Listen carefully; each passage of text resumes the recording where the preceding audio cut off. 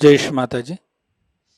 Online उपस्थित सभी सहयोगी भाई बहनों का आज के ध्यान सत्र में हार्दिक स्वागत है।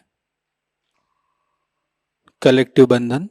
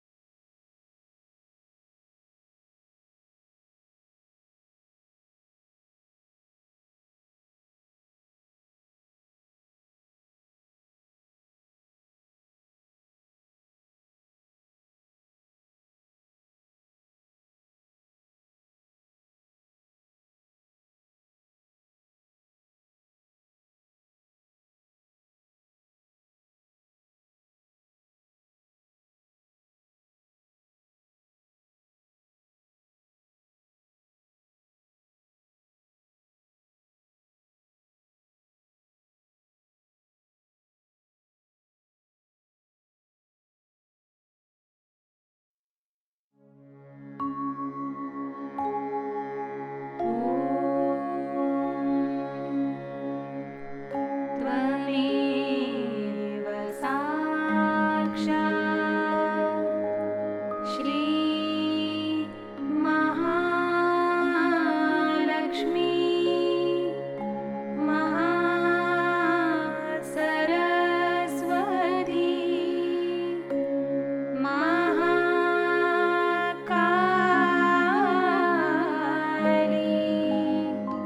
त्रिगुणात्मिका कुण्डलिनी साक्षात् श्री आदिशक्ति माताजी श्री निर्मला देवी नमो नमः।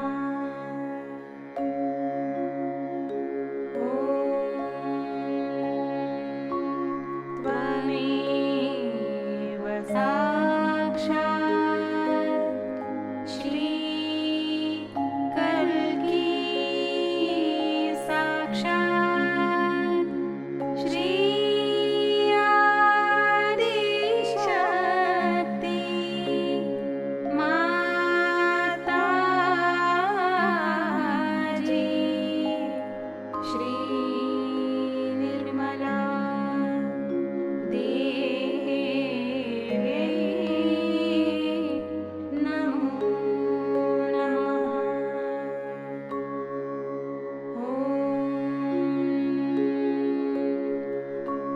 त्वमेव साक्षात् श्री कल्की साक्षात् श्री सहस्रार स्वामिनी मोक्षप्रदायिनी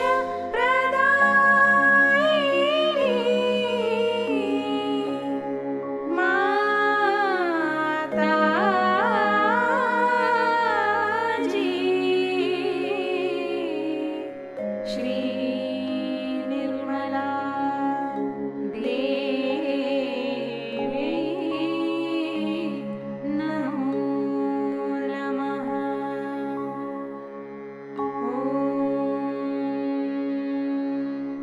त्वमेव साक्षात् श्री गणेश साक्षात् श्री आदिशक्ति माताजी श्री निर्मला देवी नमो नमः।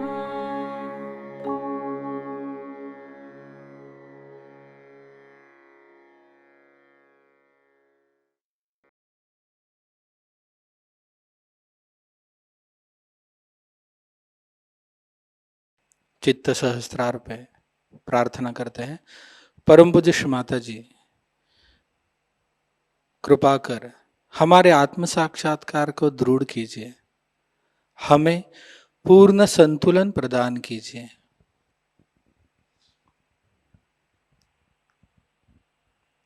कुछ क्षण इसी ध्यान की अवस्था में बैठते हैं।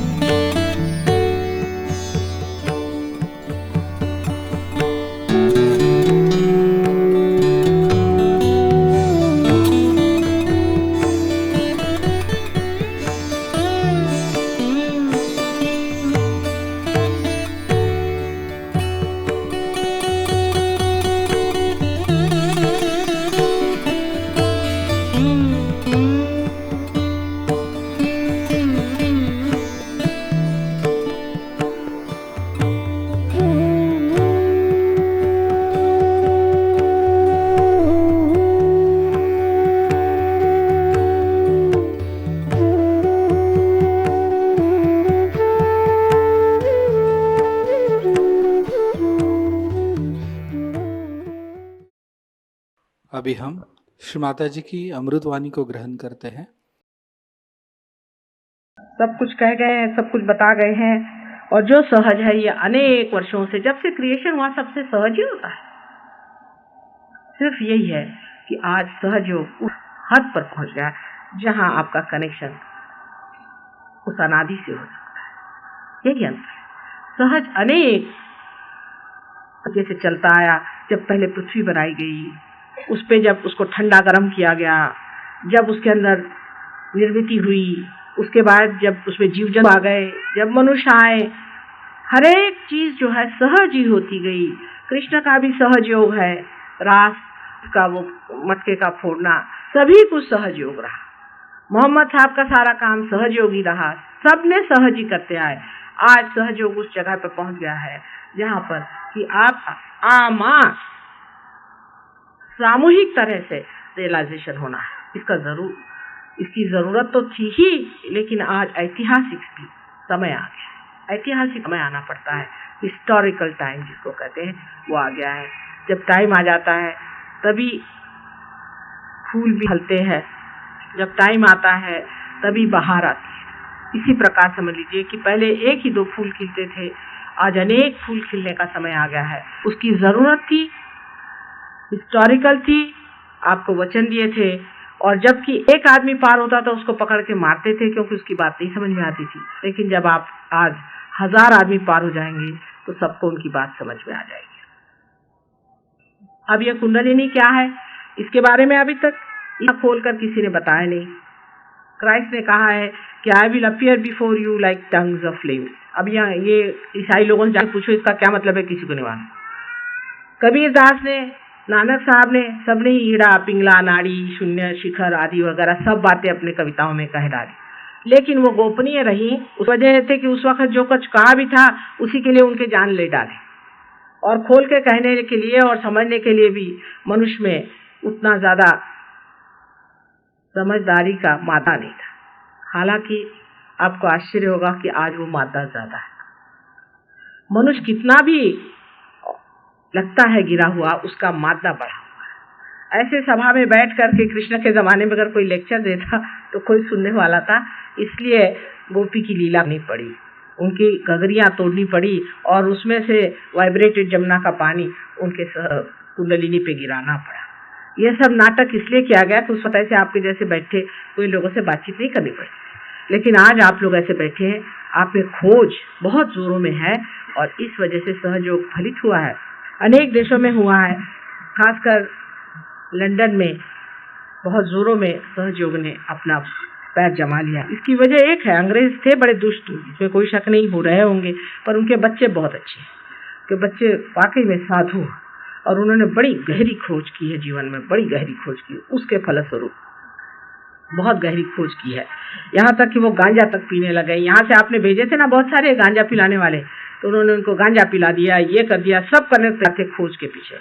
और इतने पढ़े लिखे हैं कि कुंडलिनी के बारे में सब कुछ वो जानते हैं और वो भी जानते हैं कि जो सही है गलत है।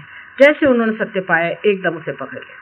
आपको आश्चर्य होगा कि मेरे लंदन में सिर्फ 4 लेक्चर्स हुए, सिर्फ 4 कुल मिलाकर, और अभी 300 बढ़िया वहाँ पर सहयोगी तैयार है। बढ़िया कि तैयार चीज़ थी, सूखी लकड़ी होती है, आग जल्दी से लहक लेती है। अभी कोई एयरपोर्ट पे कह रहे थे कि माँ यहाँ बच्चों में एकदम प्रज्वलित कर दो। मैंने कहा बेटा ये गीली लकड़ी है, इसको पहले सुखाना पड़ेगा, मेहनत करनी पड़ेगी, जब धूप आएगी उसमें सुखाऊंगी, प्यार की धूप में जब सूखेंगे तब कहीं जा कर के ये पनपेंगे, कोई आसान चीज़। इसलिए अपने को माँ के प्यार में रखें, अपने से प्यार करें और सारी बात को एक खुले दिमाग से सोचें। ये कुंडलिनी हमारे अंदर जो है ये 3.5 कुंडलों में रहती है, इसको इसलिए कुंडल कहते हैं। कुंडल माने जो घुमाई हुई चीज है, जिसको कि हमारे यहाँ काय म्हणतात, आणि इंग्लिशमध्ये कॉइल्स म्हणतात, मराठीत त्याला शब्द आहे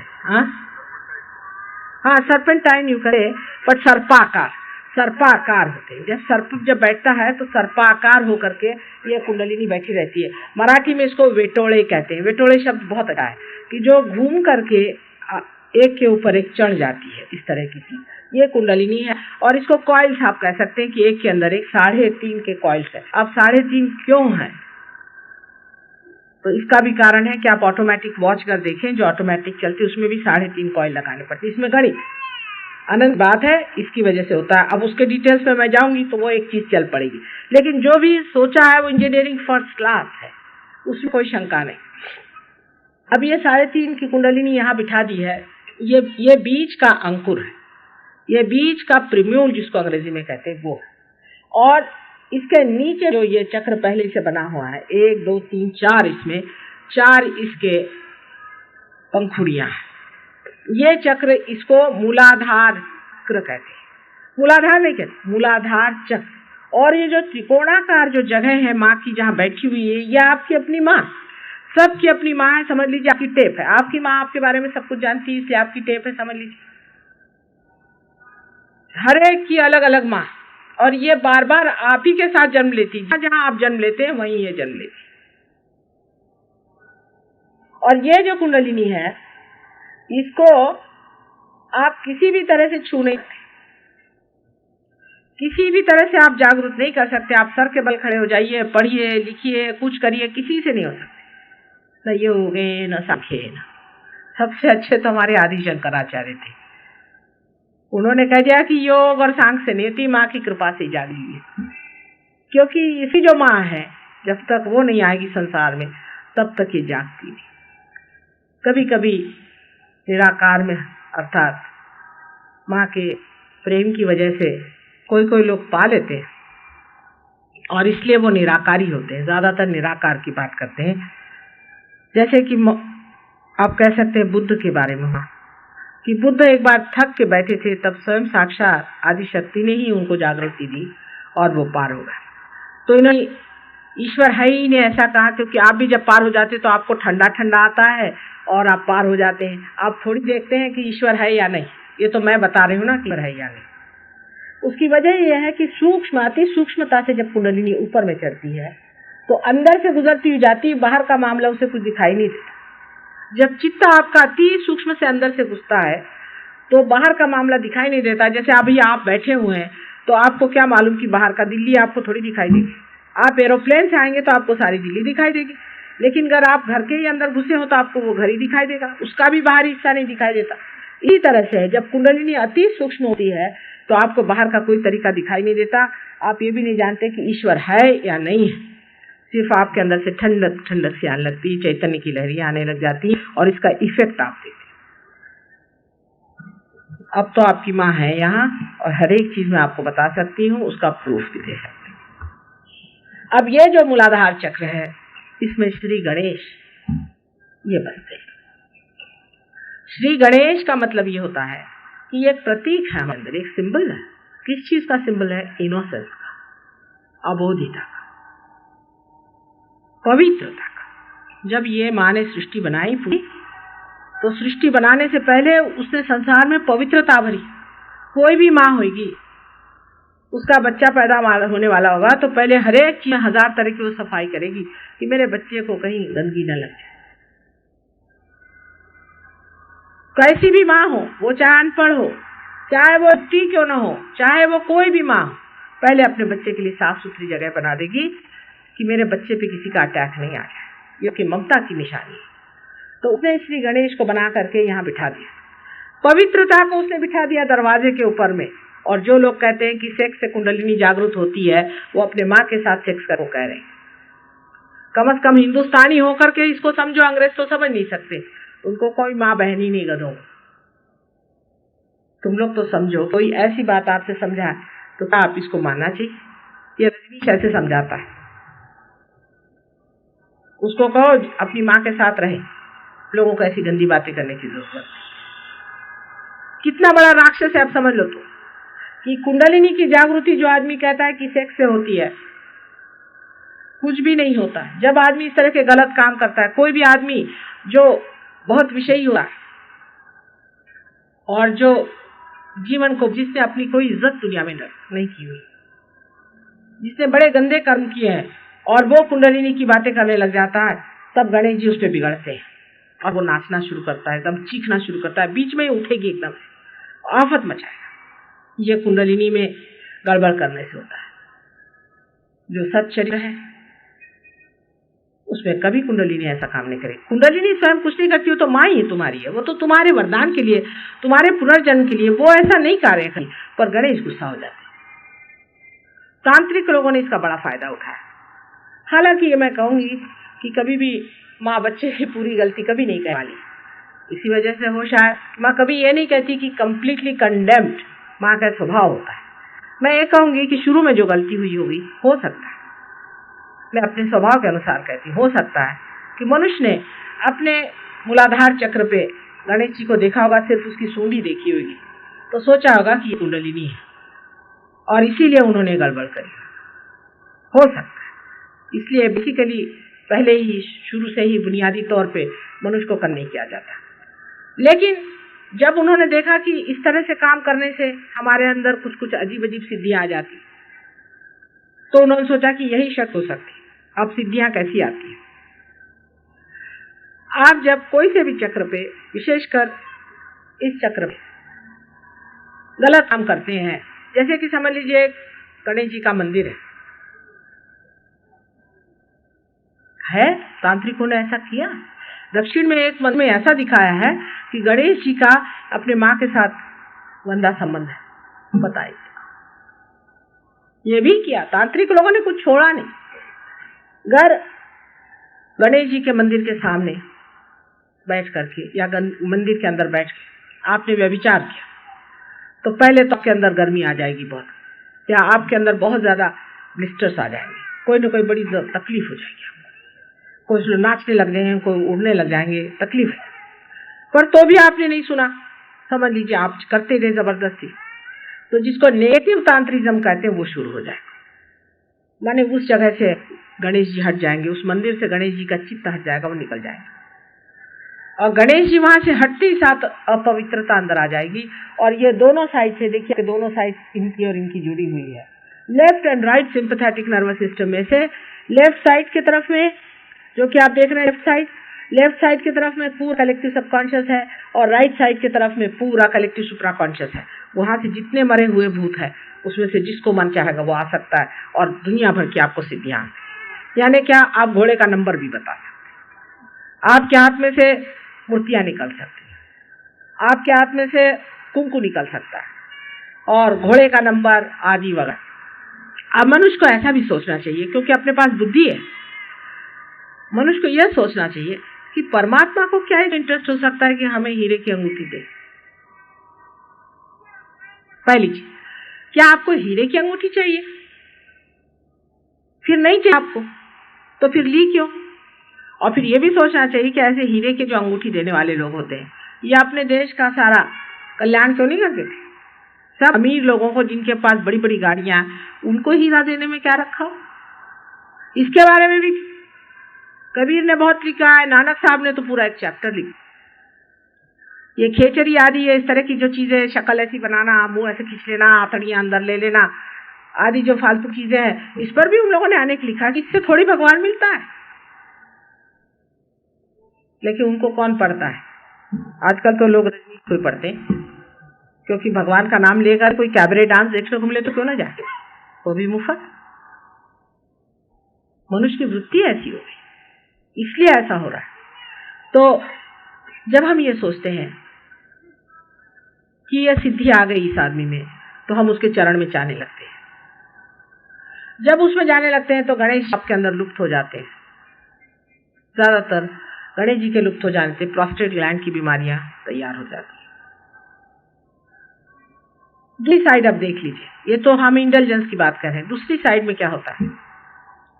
अब आप अभी साहब आए थे आज जी, बड़े अच्छे आदमी है, शुद्ध आदमी है, उन्होंने अब यहाँ गणेश जी की पूजा की, गणेश जी को रखा है, उनको पूछते हैं सुबह शाम तक, और उनका जो है मूलाधार चक्र पकड़ा। एक साहब और हैं, हमारे बड़े भारी सहयोगी हैं, वो आए मेरे पास, बड़े भारी गणेश भक्त, उनका प्रोस्टेट ग्लैंड का ऑपरेशन होने वाला, संकष्टी का दिन था। तो मैंने कहा, मैंने तो कुछ पूछा नहीं उनसे, मैंने कहा बेटे लो चना खाओ, हमारा तो चना ही प्रसाद है, तो आप जानते हैं। तो दूसरे साहब साथ में चले इनके, तो आज उपास। मैंने कहा उपास संकष्टी के दिन, किसने बताया तुमसे?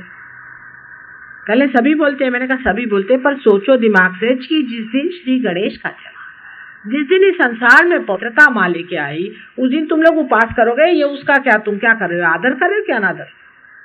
जिस दिन कोई अपने घर बड़ा आदमी आ रहा है तो हम लोग कितना जश्न मनाते हैं, ये खिलाओ वो पिलाओ, और जिस दिन श्री गणेश आपके घर में आए उस दिन सब लोग तुम उपास करते हो।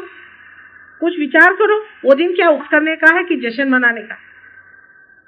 तो उनके दिमाग में आया, बड़े समझदार आदमी, ब्राह्मण है, बहुत बड़े अग्निहोत्री ब्राह्मण, उनके यहाँ बहुत पहले यज्ञ वज्ञ होते थे, लेकिन समझदारी उनमें इतनी है, का माँ लाओ वो सब चना खा लिया और उस दिन से छोड़ा। और आपको आश्चर्य होगा, आप पूछ लें उनसे, चिट्ठी लिख करके, पुणे में रहते हैं, उनके प्रोस्टेट ग्लैंड एकदम ठीक हो गए और उनको ऑपरेशन नहीं करा। आदमी अगर बीच बीच रहे, ज्यादा एक्सट्रीम पना नहीं करे, तो सब ठीक हो। कौन कहता है आप अपना सरदर्द लो दुनिया भर का, मार आफत कर लेंगे। हठ योग में मार अतड़ियां निकाल रख देंगे। अरे भाई क्यों करते? अभी यहाँ बैठे, इनसे पूछो। अभी इनको 3 साल बाद ठीक किया मैंने, इनकी तो पूरी अतड़ियां ही मेरे सामने निकल आती थी। मैं तो घबराहट के इनको, मैंने कहा भैया 2 साल तू मेरे पास मत आ, जब तेरा ये बंद होगा तमाशा। वो ऐसे ऐसे कलांटियां मारते थे मेरे सामने की कुछ पूछो नहीं। ये सब करने को किसने कहा है? अरे क्या पहलवानी करनी है कि सिनेमा एक्ट्रेस बनना है? आराम से रहो। हाँ, बहुत अति नहीं करो, बहुत ज्यादा खाना भी नहीं खाना चाहिए, भूखे भी नहीं मरना चाहिए, साधारण तरह से घर गृहस्थी के जैसे रहो। अभी बैठे, इनसे पूछिए, बताएंगे आपको इनकी क्या हालत है। 3 साल तक इनका ट्रीटमेंट किया इनके हड्डियों का, तब ये जाके ठीक हुए। इनकी तो हालत खराब है। तो बहुत ज्यादा हठ योग में जाने की जरूरत नहीं। हठ योग जो है संसारी आदमियों के लिए नहीं। हठ योग तो जंगलों में जाओ, जहाँ कोई गुरु होते हैं, पहुंचे हुए गुरु होना चाहिए। ये गुरु घंटाल नहीं, लाए वो आपके क्या नाम उनका, मैं उनका पेट इतना बड़ा था वो हड्डियों को लेके यहाँ पहुंचे, क्योंकि ये लोग किसी गुरु के पास जाते कुछ हाथ नहीं लगता है तो बस आसन लेके आए, पैसा बना। आसन तो 1/10 भी नहीं है हड्डियों के। यम नियम, प्रत्याहार, ईश्वर निधान, मनन, कितनी चीजें उसमें है। उसमें से एक छोटी सी चीज है कि चक्रों की सफाई करनी, वो भी पता होना चाहिए कि कौन सा चक्र कहाँ पकड़ा है, कौन सा चक्र कहाँ पकड़ा है। वही चीज मंत्रों की भी है कि मंत्र का बोलना जो है वो भी। अब आपसे कह दिया कि ये तुम मंत्र जपो, आज एक ओंकार वाली आई थी, अरे भाई ओंकार तो यहाँ की। अब आपका पेट का चक्र पकड़ा, आप ओंकार ओंकार क्या कर रहे हैं, ये पकड़ जाएगा आपका। किसी ने बताया कि कृष्ण का नाम ले लिया, सबको कैंसर ऑफ द वो हो रहा है, थ्रोट, सबको हो रहा है। सब मेरे पास आते हैं वहां से मार खाए, माँ हमारा कैंसर। अब आप सोचें कि आज श्री कृष्ण का वास है कंठ में, सर्वाइकल प्लेक्सस में। आपको मैं कितने ही नाम बता दूं, अब मैं उनको क्या ठीक करूं। मैंने कहा आश्रम बनाने के जगह आप एक कैंसर हॉस्पिटल खोलो। अपना नमरी भिखारी उस राजा के नाम पर भीख मांगते दुनिया भर में घूमते, कोई शर्म नहीं आती। ये भिखारी की जात है, हरे करते फिरते हैं, सारा अपना शुद्धि चक्र पकड़ लिया है। इनका कैंसर इनके हो रहा है। इनका कैंसर तो सिगरेट वाले से भी बदतर होता है। अब इनको कौन समझाए, सबकी हालत खराब हो जाएगी। एक 4-5 साल में बहुत सारे कैंसर थ्रोट के पेशेंट्स हो जाएंगे, तब छोड़े। उससे ऊपर का जो चक्र है, जिसे कि हम नाभि चक्र यहाँ कहना चाहिए, हालांकि उसके बीच में एक चक्र और पड़ता है। ये जो नीचे का चक्र दिखाया है, इसकी मूलाधार चक्र कहते हैं। इससे हमारे शरीर में, जिसे पेल्विक प्लेक्सस कहते हैं, वो कंट्रोल होता है। अब पेल्विक प्लेक्सस जो है ये ग्रोथ, और इसी से हमारी जनन इंद्रिय वगैरह इंद्रिय हैं, उसमें भी 4 सब प्लेक्सस होता है। देखिए डॉक्टर भी इस चीज को जानते हैं, उसके भी 4 सब प्लेक्सस, पर ये ग्रोथ में बाहर है और सटल में अंदर में ये चक्र है। जैसे है कि सटल में प्राइम मिनिस्टर बैठे हैं लेकिन उनकी सेक्रेटेरिएट बाहर काम कर रही है। इसी तरह कि सटल में जो है गणेश बैठे हुए हैं, उनके भी 4 हाथ हैं, उसके अर्थ हैं, और उनसे जो कार्यान्वित है वो सर्वाइकल प्लेक्सस, पेल्विक प्लेक्सस है, जो उसके भी 4 सब प्लेक्सस है। सब जितने भी चक्र हैं उनसे 40 जो भी प्लेक्ससेस हैं उतने ही उनके भी पंखुड़ियां। उससे आगे आप देख रहे हैं कि मैंने बताया आपसे मूलाधार चक्र है। मूलाधार चक्र, ये जो भवसागर है अपने पेट में, अपने पेट में भवसागर, यही विराट का, ये विराट की शक्ल बनाई हुई। इसके पेट में जो भवसागर है उसमें भी एक चक्र है जिसे नाभि चक्र। ये भी सटल में पीछे की तरफ हड्डी में है, लेकिन वो 40 का है सोलर प्लेक्सस को।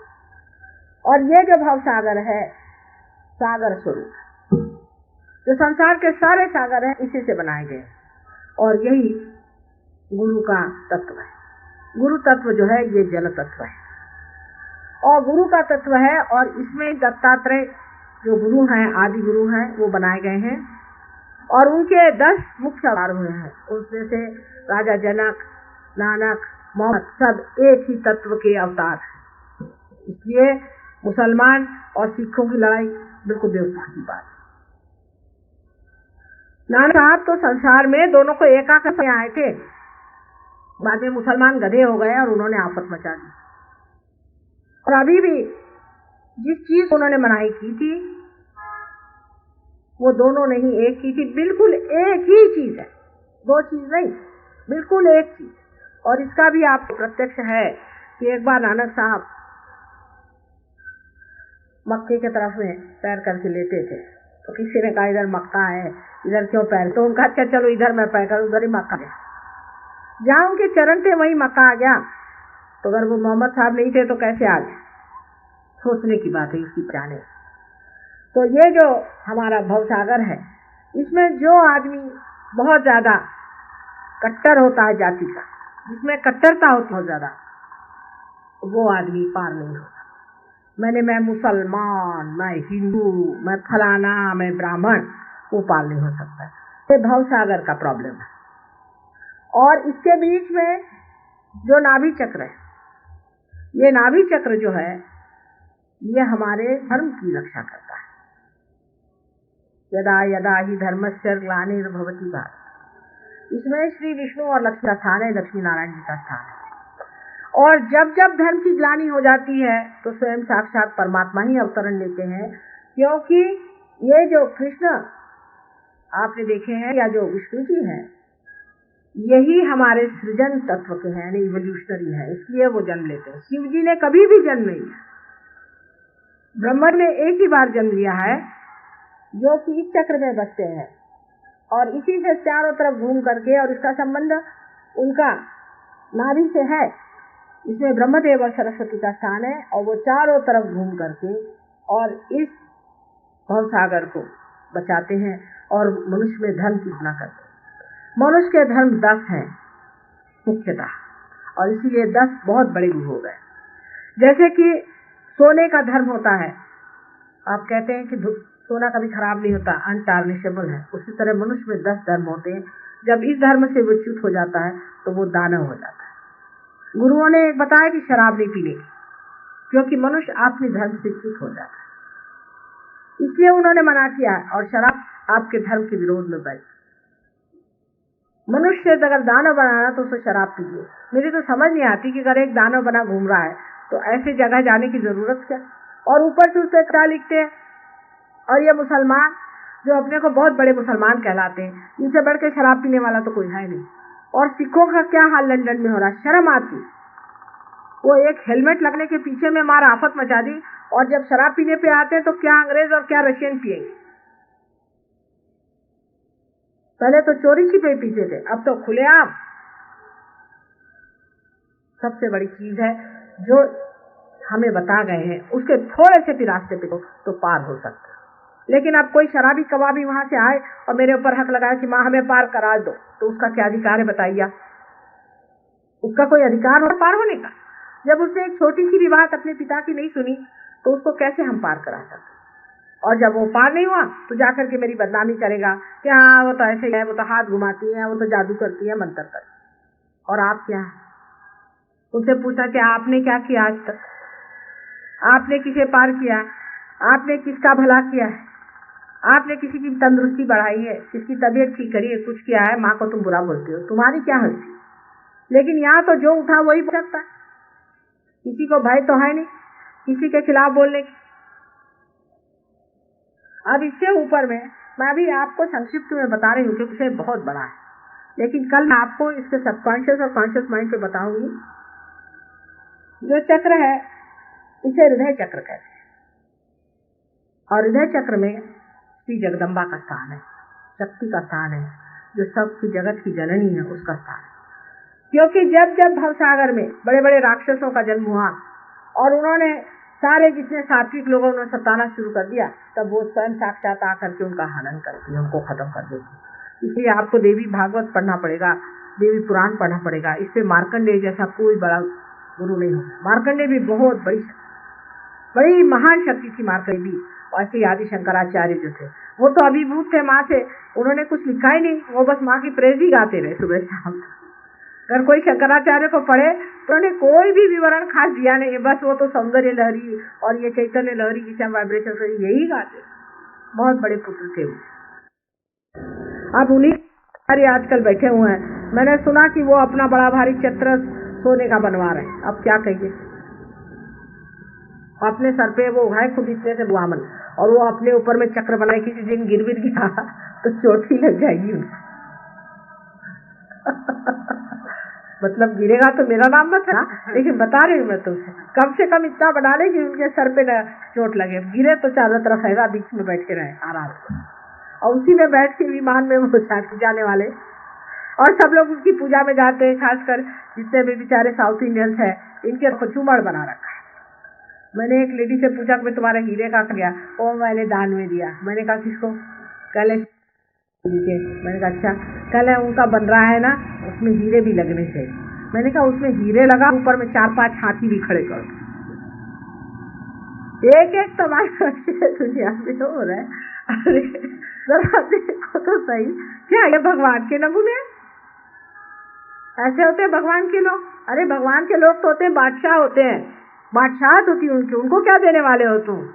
बादशाहत ये होती है कि जमीन पर सो जाए तो भी बादशाह है, चाहे महलों में रहे तो भी बादशाह है, चाहे कहीं भी रहे तो भी बादशाह है। तो कहना चाहिए भगवान के आदमी की ये कि वो मुकुट लगा करके घूमे, यहाँ पे हीरे जड़ा करके, गधों में हीरे लगाने से वो कोई राजा नहीं होते। उनको ऐसा लगता है गधों या दुम में थोड़े से हीरे जड़ा लो तो दुम कट जाएगी। अच्छा, तो ये देवी जी का स्थान है। देवी जी जो है हृदय चक्र शिव जी का स्थान है। हृदय में आत्मा स्वरूप शिव जी बसते हैं हर समय। तो इसके लिए हमेशा उदाहरण देती हूँ। आजकल मॉडर्न बड़ा अच्छा उदाहरण है, जिस तरह से कि एक में एक छोटा सा दीप जलते रहता है गैस के, या आपने गैस घर में होगी तो उसमें देखा छोटी सी फ्लिकर जलती रहती, और जैसे ही लाइट आ जाती है, लाइट कहने से भी जैसे ही गैस की धारा आ जाती है, माने कुंडलिनी ऊपर आ जाती है, कि लाइट उसको पकड़ लेती है, और आपकी जो चेतना है उसमें लाइट आ जाती है। आपकी चेतना अभी एनलाइटन नहीं, उसको किसी तरह से हृदय के पास पहुंचाना चाहिए। और हृदय यहाँ पे शिव जी का स्थान है। असल में सदाशिव का पीठ ही है, जगह ही है, स्थान वो है लेकिन पीठ ही है। तो कुंडलिनी जैसे ही यहाँ छू जाती है ऐसे ही हृदय आलोकित होता है। यह है सदाशिव का स्थान, जिसे हम कहते हैं कि ब्रह्मरंध्र से ऊंचा सदाशिव का स्थान है। जैसे ही वहां कुंडलिनी छू लेती है आपकी चेतना में आलोक हो जाता है, तभी फिर ब्रह्म आपके अंदर से बहने लगता है। ये जो बह रहा है साक्षात ब्रह्म है। सच हाथ करके देखें, और जो भी बात करें सच या झूठ है, आपको फौरन वाइब्रेशन आए। ये साक्षात ब्रह्म आपके अंदर से बह रहा है। और ब्रह्म जो है ये आत्मा का प्रकाश, और आत्मा ही परमात्मा की परछाया है। परमात्मा की परछाया अपने अंदर जो है, या प्रतिबिंब जो है, वो आत्मा स्वरूप, परमात्मा सदाशिव स्वरूप मानने चाहिए, क्योंकि उन्हीं के मैनिफेस्टेशन से बाद में आपके ब्रह्मदेव और विष्णु, ये तीन एस्पेक्ट निकलते हैं। माने पहले तो एक सदाशिव स्वरूप होता है और उसके तीन एस्पेक्ट बन जाते हैं, जिसको कि हम कह सकते हैं सदाशिव स्वरूप या शिव स्वरूप, जो कि हमेशा एग्जिस्टेंस मात्र है, उनकी वजह से हम एग्जिस्टेड हैं। आज अगर हमारा हृदय बंद हो जाए, खत्म हो जाएगा। अस्तित्व जिसे कहते हैं, एग्जिस्टेंस जो है वो शिव स्वरूप है। उसके बाद में जो ब्रह्म स्वरूप है वो क्रिएटर है, मतलब वो सृजन करते हैं, वो सारे संसार की निर्मिति करते हैं कहना चाहिए। और उसके बाद में जो तीसरा स्वरूप उनका है विष्णु जी का, वो हमारा सृजन माने उत्क्रांति करते हैं, हमारा एवोल्यूशन करते हैं। उनकी वजह से हमारे अंदर धर्म बैठता है, हर एक एलिमेंट्स के धर्म बैठते हैं, हर एक सृष्टि के हर एक चीज का धर्म बैठता है। आम का पेड़ लगाओ तो आम निकलेगा। ये सब काम जो है उनकी सृजन शक्ति करती है, माने उनकी जो जिसको कहना चाहिए जिससे उत्क्रांति होती है।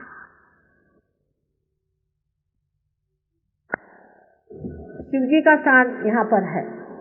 अब शिव जी नाराज हो जाते हैं बहुत जल्दी, भोले आदमी है ना, बहुत जल्दी नाराज हो जाते हैं। खास कर अगर कोई ऐसी भी गलती कर दो तो बहुत जल्दी गुस्से हो जाते हैं। उनको मनाने के लिए तो साक्षात आदि शक्ति को उनके चरण पकड़ने पड़ते हैं जब गुस्से हो जाते हैं।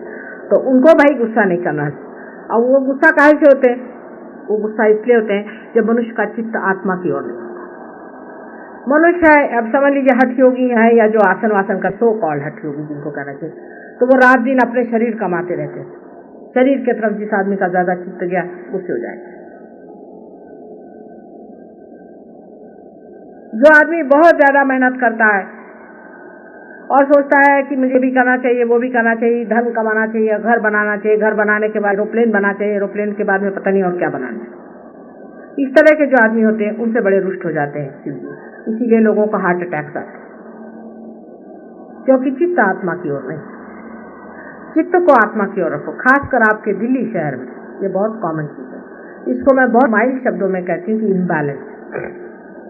उससे लोग खुश होते हैं, नाराज नहीं होते। मैंने राइट साइड की एक्टिविटी ज्यादा है, आप मेहनत कर रहे हैं, आराम हराम है, चलो मेहनत करो, मेहनत करो, पैसा कमाओ, देश का डेवलपमेंट करो। डेवलप होना चाहिए। डेवलप माने क्या? वो इंग्लैंड जैसा कर रहे क्या?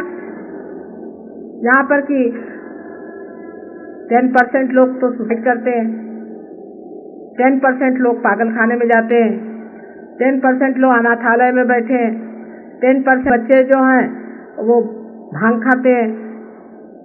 इसी तरह से का 10% करते करते अगर 1% कोई बैठ जाए तो वो सहयोग करते।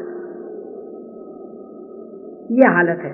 वैसा आपको बनाना है यहाँ, जहाँ की एक ग्रैंड मदर है अपने ग्रैंड सन से शादी करती है।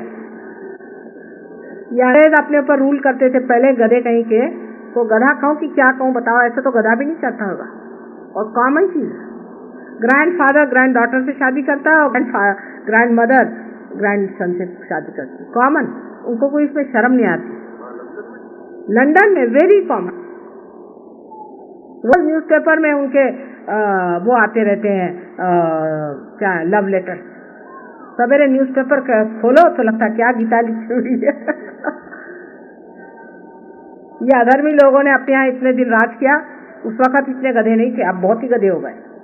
अब तो लिबरेटेड हो गए ना, वहाँ के तो इतने गधे हो गए, इतने गधे हो गए कि उनको सब सिली ओल्ड ब्लॉक्स कहते हैं वहाँ पर।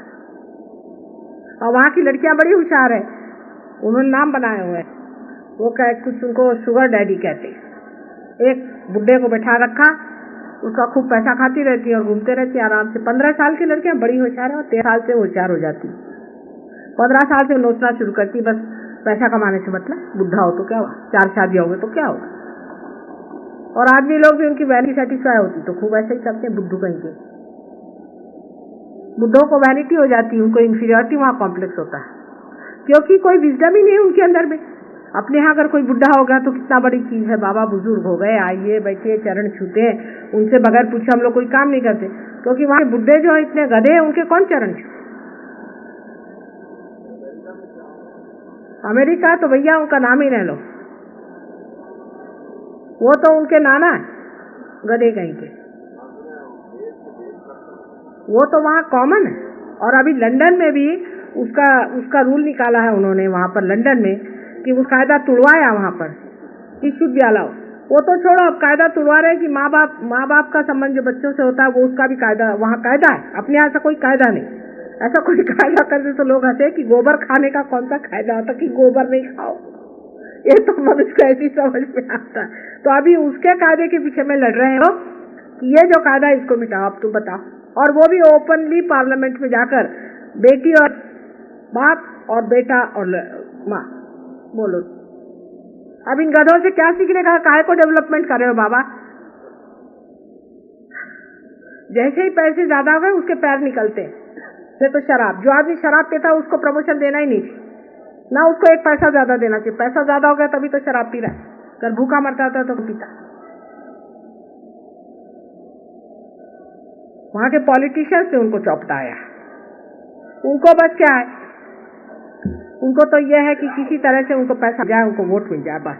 फिर जो करना करो, ये तुमको कायदा पास करना, हम ये करा देंगे, हमको वोट दो।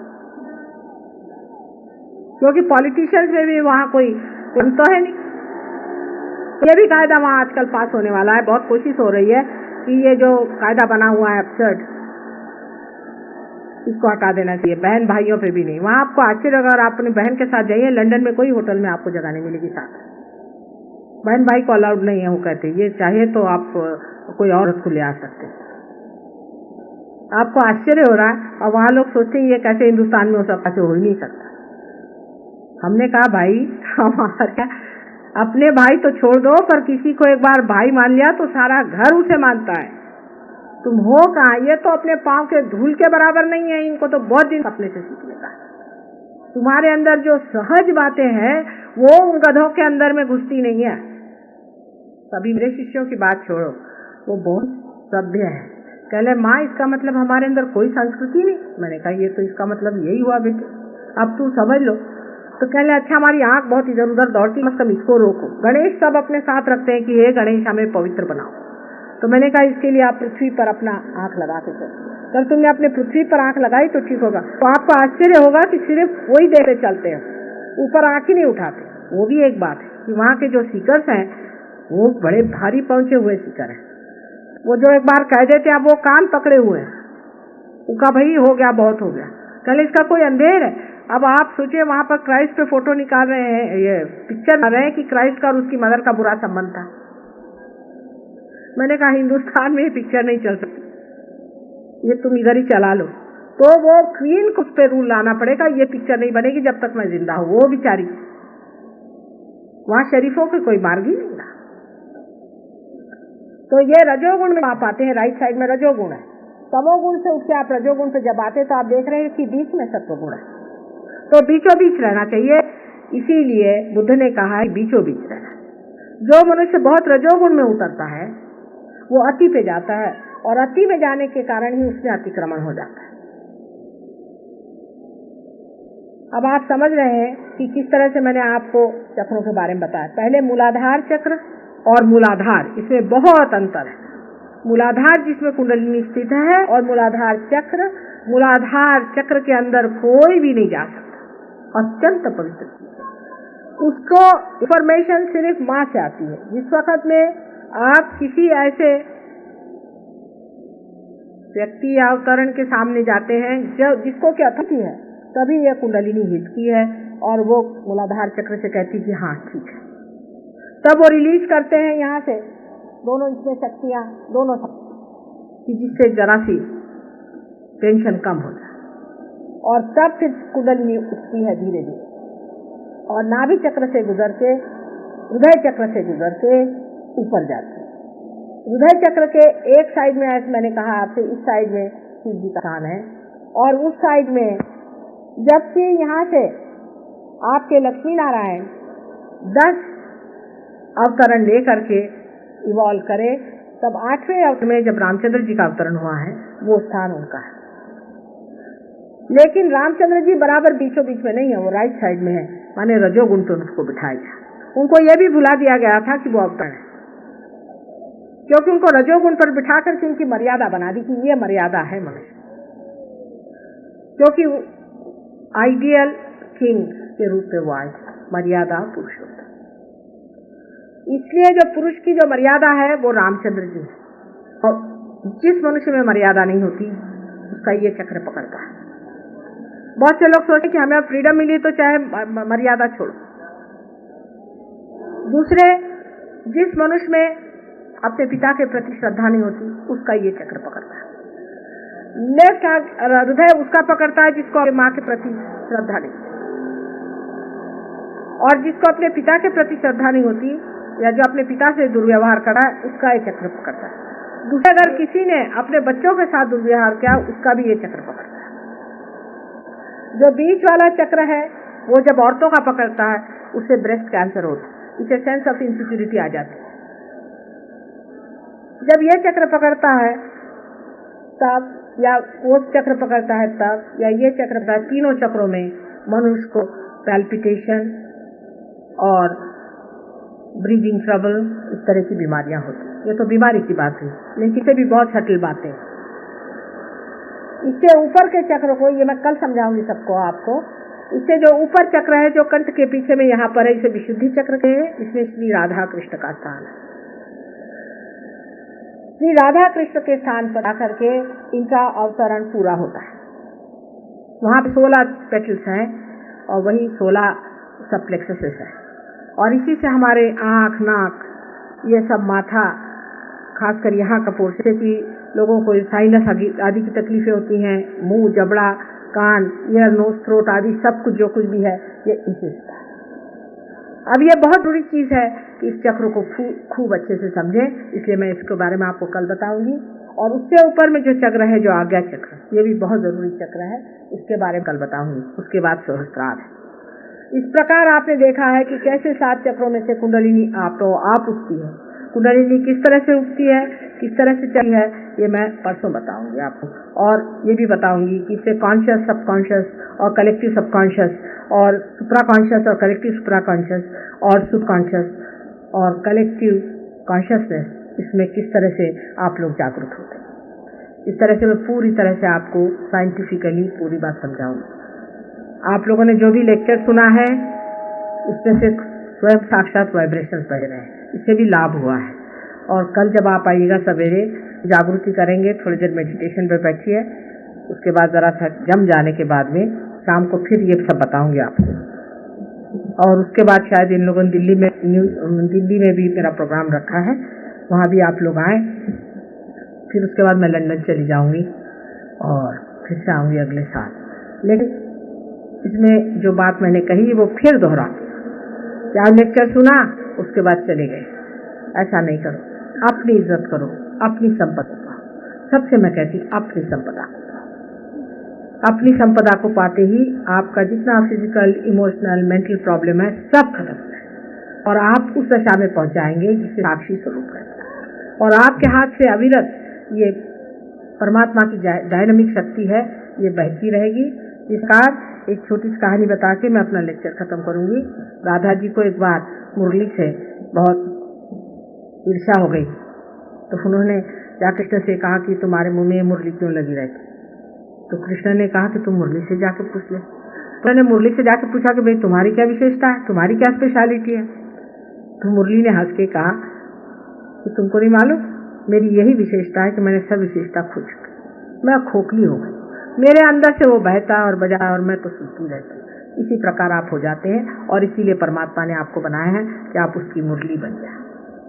आपके अंदर वो कार्यान्वित होंगे, उसको आप जानिएगा भी, उसके कार्य को भी जानिएगा, उसके अगम्य लीला को आप जानिएगा, उसके सर्वव्यापी शक्ति को आप जानिएगा और ये सब कुछ आपका आना हो सकता है। लेकिन जरा सी जो बुद्धि आपकी जो सीमित है उसको थोड़ा सा कहना भैया जरा ठंडी है। सीमा से परे जाने के लिए सीमित चीजें नहीं चलती, इसमें में कूदना है और ये अत्यंत सूक्ष्म है। और सूक्ष्म चीजों के लिए अपनी बुद्धि भी थोड़ी सूक्ष्म होनी चाहिए, अपना मन भी थोड़ा सूक्ष्म होना चाहिए।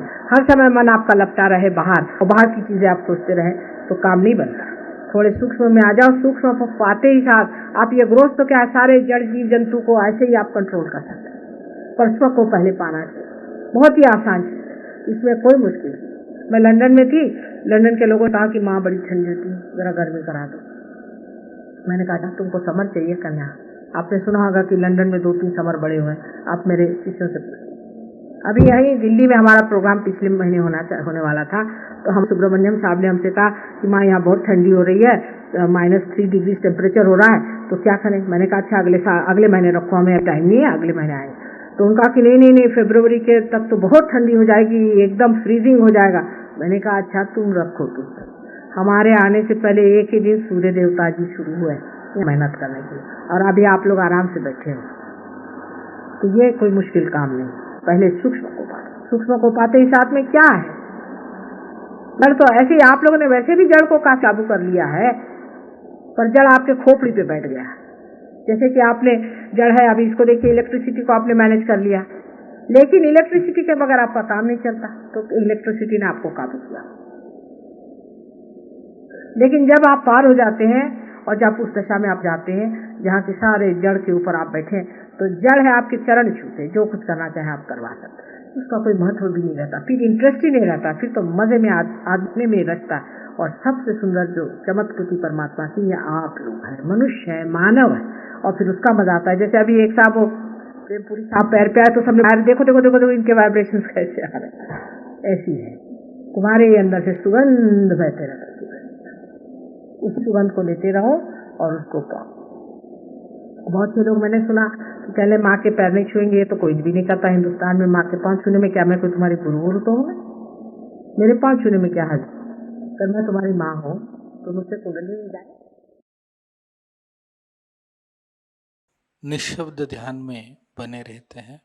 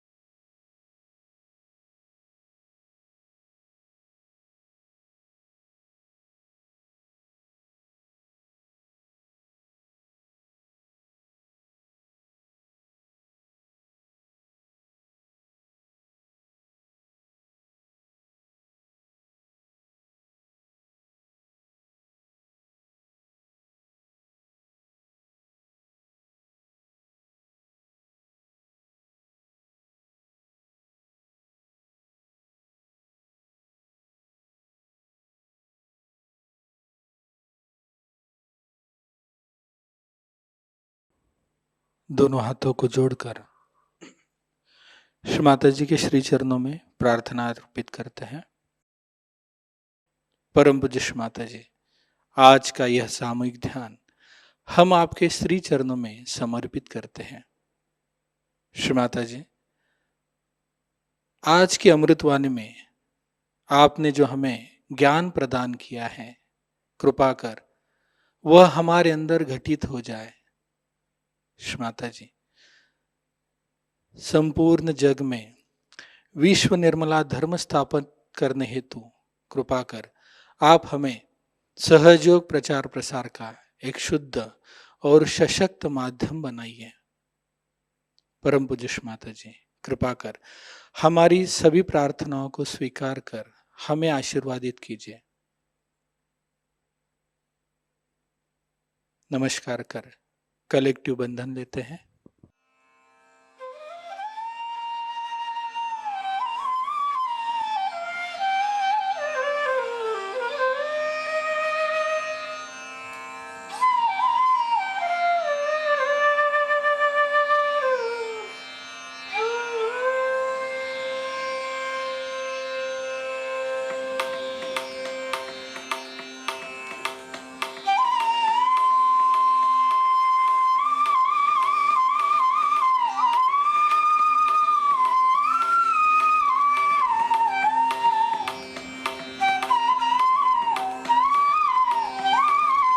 आज का ध्यान केंद्र यहीं पे संपन्न होता है। आप सबका हृदय से धन्यवाद। जय श्री माता जी।